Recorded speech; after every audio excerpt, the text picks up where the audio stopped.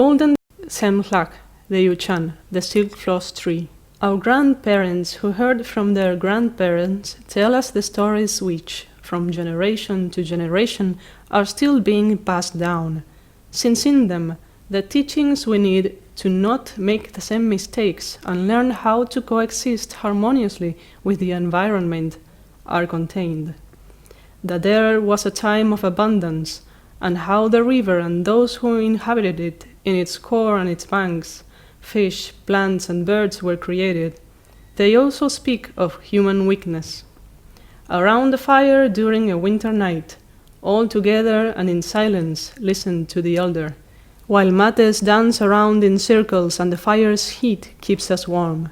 The elder, assembling his cigarette with tobacco and corn husk, with much patience while discreetly observes everyone until everything was silence. And with a voice that seemed to bring with it centuries of our ancestors walking, after a puff of smoke, coughed to clear his throat and started a tale. There was a time of abundance many suns ago. The Uchi were happy, healthy, and they had tons of fun, dancing, competing, and visiting each other constantly. It was when Tsemlhak, Yuchán, was the great tree which contained all the water and fish of the world, where all Uchi from different places went to fish. It was a world inside our world. Its purple and golden flowers adorned the earth. They were also medicine which healed us. Its bark and wood had always been useful to us all. Tsemlhak, name which comes from the word tse and hlak, belly and food, or food in the belly, was respected by us, because we knew that in it, Lecko, the rainbow, also took shelter. We always asked for permission to her Wuk, her guardian spirit. Ahàt'Taj, the great spirit, when it created all things, made Tsemlhak among them, and told the men they could use it and fish from it to feed their families with all kinds of fish. It only banned the fishing of Netzach, or Katut'taj, the dorado. The sunfish, covered in scales of gold, fiery, strong, and majestic in its acrobatic jumps, it was the fish banned to men. It captured and reflected sunlight during its acrobatic flights, crossing the borders of the waters. It was a happy time, men and nature respecting the laws established by Ahàt'Taj. With fish and happiness in abundance, the Uchi lived a full life. But the day came for a new time, brought by Tokwaj, a very powerful and wise being. He had his chailan, his love craziness. He was in love with a woman. His chailan was so strong he could not sleep or eat, and he spent a lot of time thinking of his sweetheart. While walking, he observed the world looking for a gift for her, something unique and beautiful. He thought and talked to himself, how great a crown would be for my sweetheart, a crown made when its skin would shine like the sun. That was how he decided to catch the banned fish, all for his beloved. He took an iron rod and went to the sacred tree's interior. By the lake inside Tsemlhak, he long observed the sacred fish. He remembered many times their recommendation and prohibition, but his heart was full of love for his beloved, and the desire to have her with him was so strong that it overcame all he had learned from his ancestors. His community spirit was controlled by fascination and personal desire. He held the iron rod with strength, inhaled deeply, and set his gaze on the sacred fish. He saw how, every now and then, the golden fish jumped and formed an arc in the air with its beautiful, shiny body. It straightened itself and fell straight as a golden arrow, piercing the deep, crystalline waters of the lake.